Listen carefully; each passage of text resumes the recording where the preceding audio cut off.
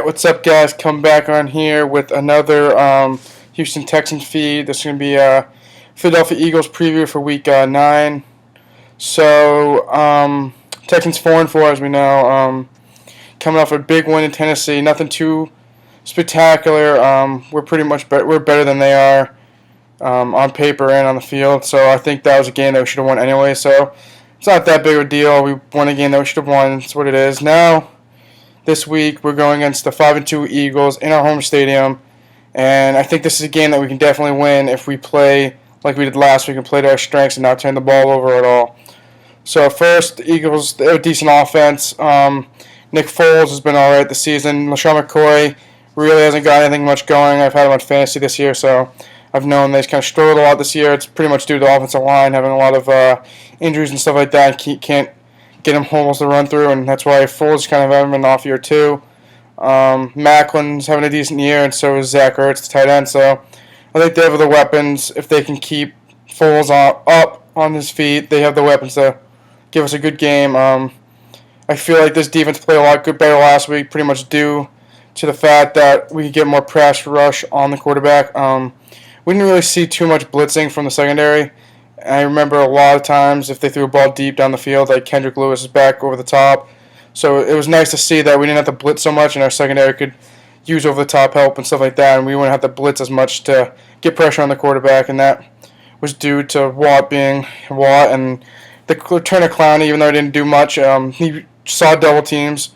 That's very good for our D-line. One game back, and you're already seeing double teams. It's pretty good. It helps other guys just get one-on-one matchups, and you can't double team two guys usually if they're bringing four, so it gives one guy at least a one-on-one matchup. So helps our defensive line out, and then helps linebackers look good last week too. So I think if this Eagle, I don't really know how the lineup depth really look right now for the Eagles. I know Mathis and a few other guys were hurt at the beginning of the year, so I don't know if they're still back in or if they're out still.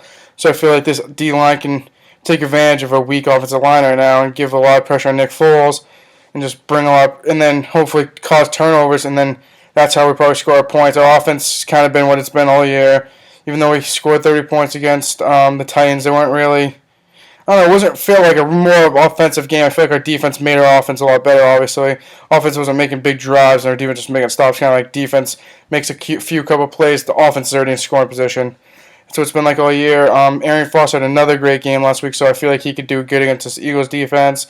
Their secondary is not really that good of what I've seen. Andre Johnson, DeAndre Hopkins, you look for them to get a lot of catch and stuff like that. Their D-line actually is pretty good. They have a lot of depth on the D-line. Fletcher Cox, Vinny Curry's pretty good. They still have Trent Cole, D'Amico Ryans. They still have, he's old Texan. Connor Barwin, who we used to have, he's looking pretty good in the Eagles right now.